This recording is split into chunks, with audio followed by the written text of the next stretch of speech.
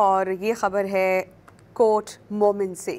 کوٹ مومن کے علاقے بدر رانچا میں معذور نوجوان سیلاب کے پانی میں ڈوب کر جاں بحق ہو گیا۔ کوٹ مومن میں ڈوب کر انتقال ہونے والے ظہیر کے لواحقین نے دعویٰ کیا کہ کسی نے ان کی مدد نہیں کی۔ 15 گھنٹے کے بعد اپنی مدد آپ کے تحت ظہیر کی لاش نکالی گئی۔ علاقہ مکینوں کا کہنا ہے کہ انتظامیہ کی جانب سے کسی قسم کی کھانے پینے کی کوئی اشیاء فراہم نہیں کی گئی۔ وہ گزشتہ کئی روز سے بھوک اور پیاس سے لڑ رہے ہیں۔ اور یہ خبر ہے کوٹ مومن سے۔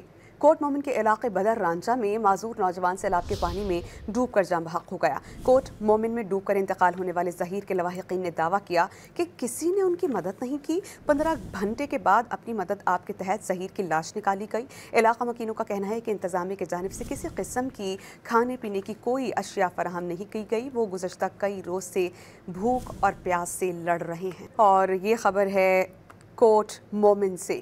کوٹ مومن کے علاقے بدر رانچا میں معذور نوجوان سیلاب کے پانی میں ڈوب کر جاں بحق ہو گیا۔ کوٹ مومن میں ڈوب کر انتقال ہونے والے ظہیر کے لواحقین نے دعویٰ کیا کہ کسی نے ان کی مدد نہیں کی۔ 15 گھنٹے کے بعد اپنی مدد آپ کے تحت ظہیر کی لاش نکالی گئی۔ علاقہ مکینوں کا کہنا ہے کہ انتظامیہ کی جانب سے کسی قسم کی کھانے پینے کی کوئی اشیاء فراہم نہیں کی گئی۔ وہ گزشتہ کئی روز سے بھوک اور پیاس سے لڑ رہے ہیں۔